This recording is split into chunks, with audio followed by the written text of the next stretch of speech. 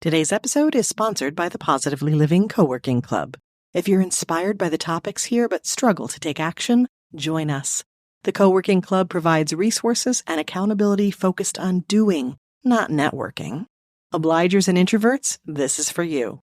Get details and join for $20 a month at positivelyproductive.com/resources.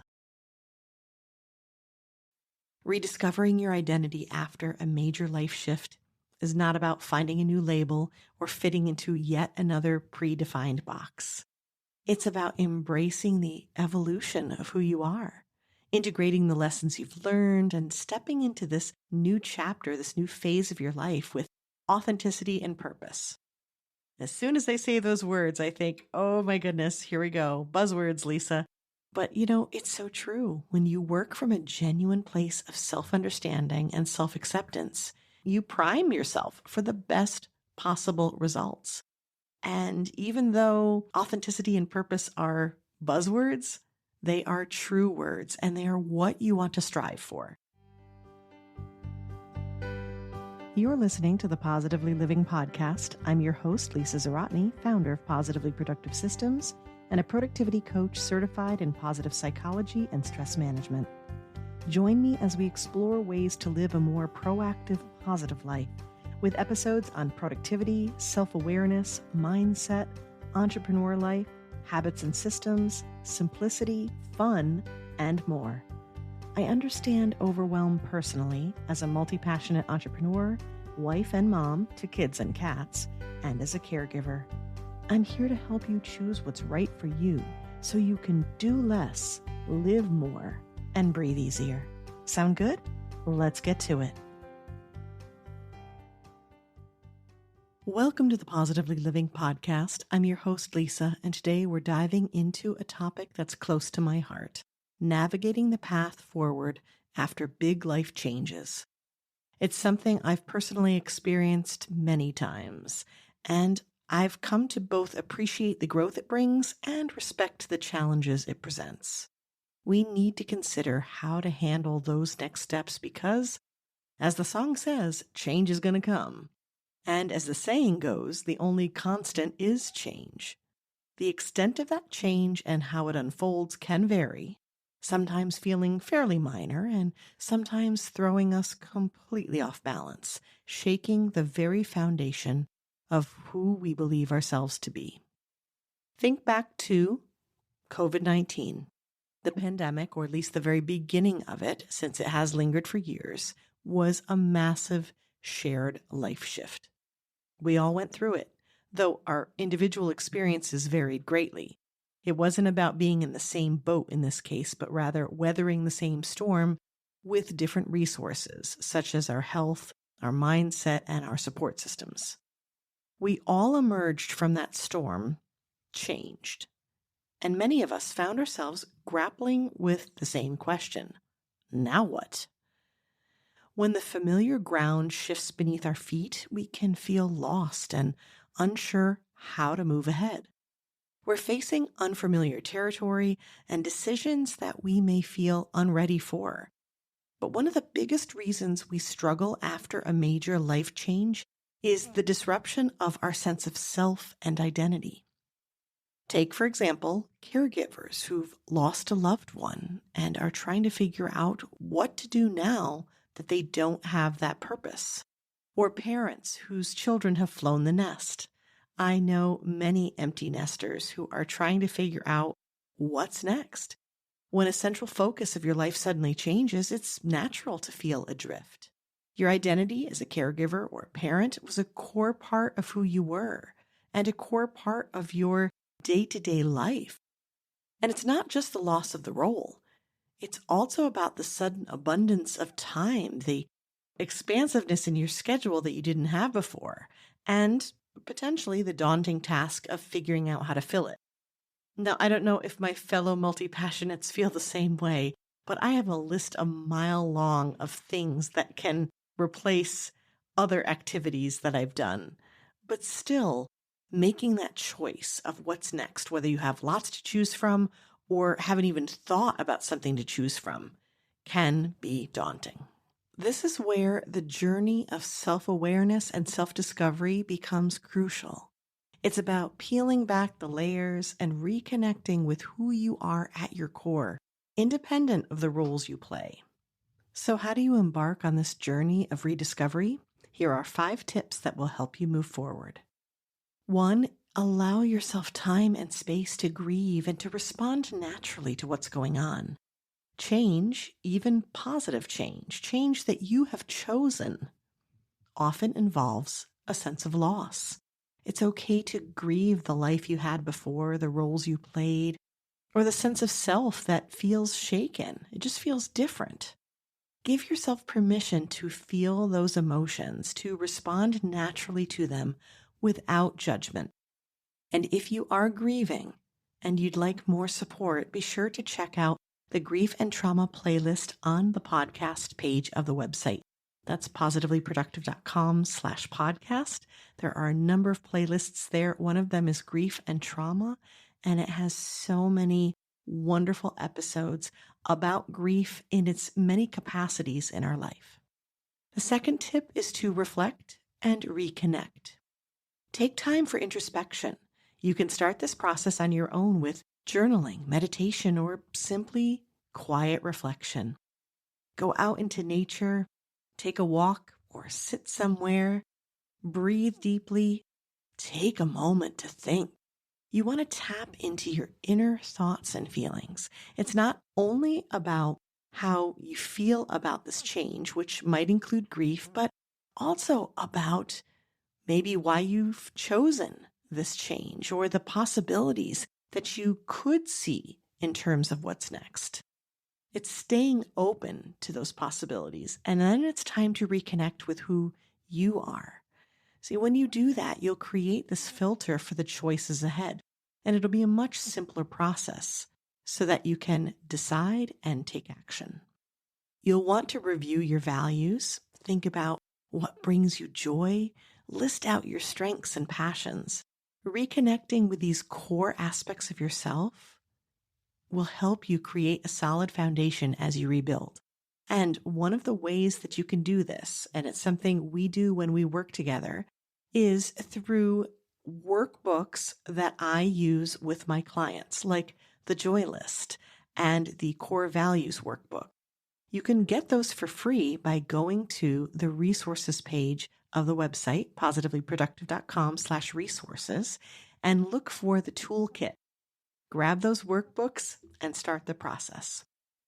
Your third tip is to explore new options in small steps.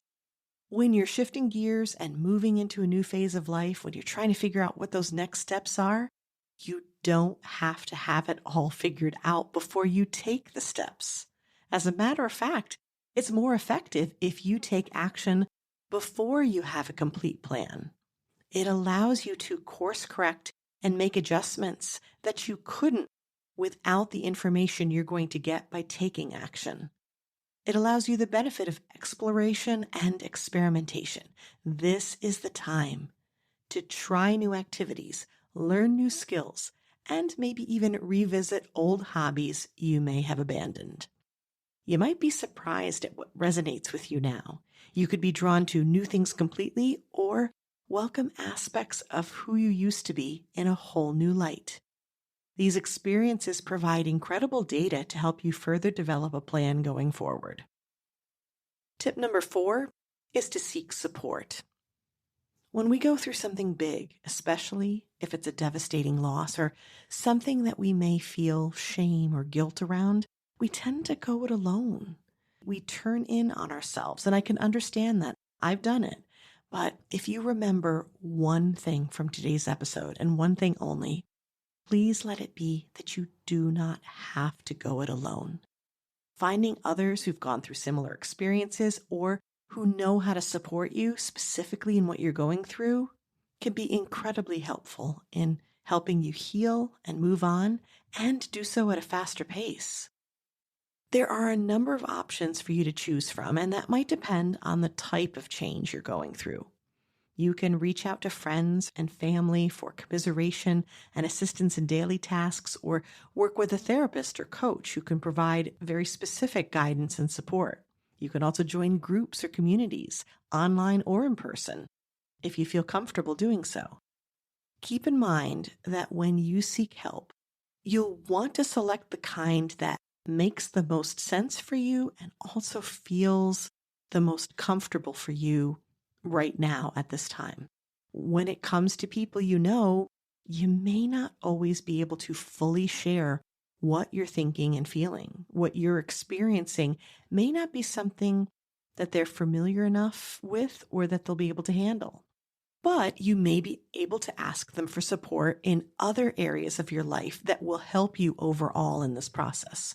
For example, you can ask family to help with day-to-day chores, or ask a friend to engage in a new activity with you, or let your family know that you need their encouragement in something new that you're trying. Groups can offer similar commiseration and support in this way, but you'll want to decide how much you're willing to share with others and be ready to accept many differing opinions when it comes to groups. In terms of therapy and coaching, you'll want to consider how they differ because they both have tremendous benefit. Most of the clients that I work with have at least had some therapy or are currently having therapy, and the combination is so powerful. Therapy focuses on understanding and resolving and healing emotional trauma and pain carried through from the past. You're able to identify where it's coming from. Whereas coaching is focused on the present and future. Where are we at? Where do we want to go? How are we going to get there? Coaches help you identify those goals, leverage your strengths, and help you take that action. While I'm well versed in trauma, and I think it's so important that we consider that when creating a plan for you, I'm not the one who will necessarily help you identify where yours comes from and how to heal it.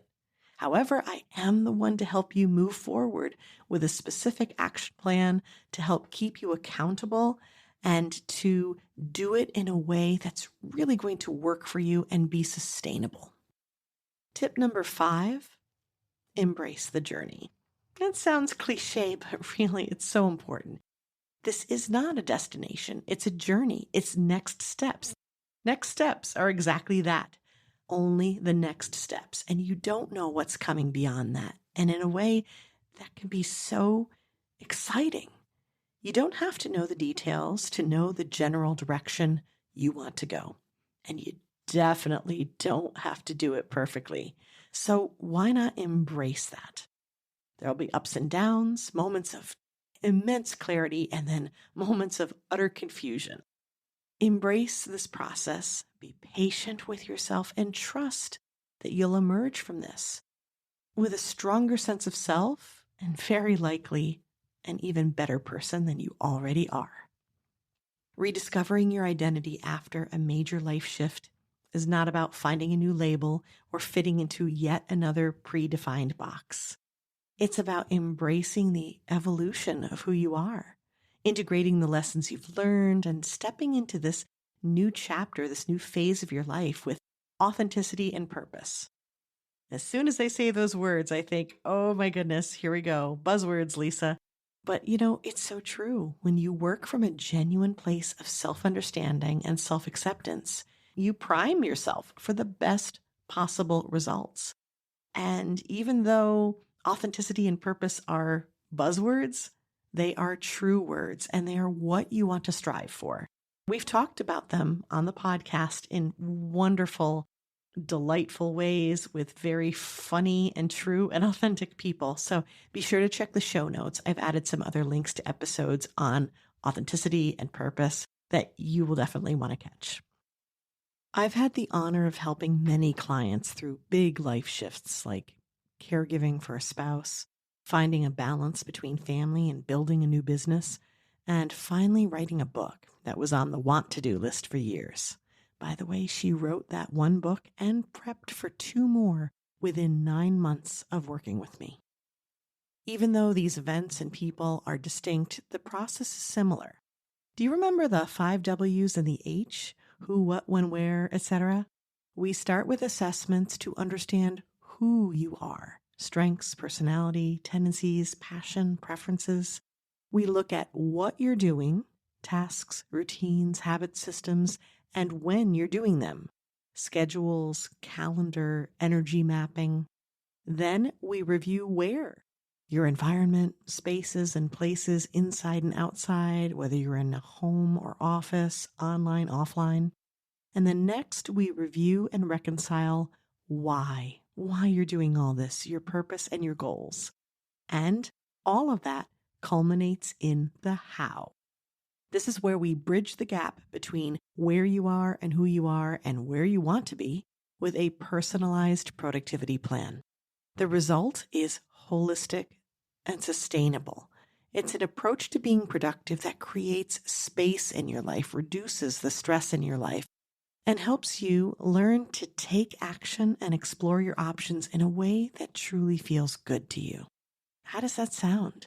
If that description sounds like the kind of support and guidance you'd like, I encourage you to check out the coaching page of the website, positivelyproductive.com/coaching, and you'll see the strategy session, which is where everyone begins, and those are the things we'll work on together in the strategy session.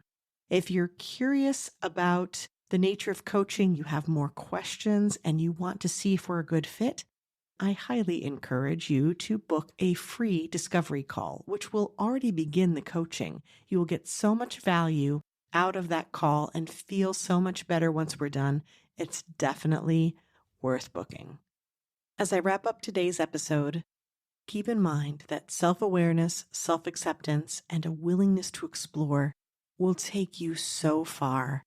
Use the tips that we talked about today, and you will emerge stronger and more resilient on the other side of change. And remember, you are not alone. We all go through seasons of change, and I'm here to cheer you on and encourage you to take those next steps.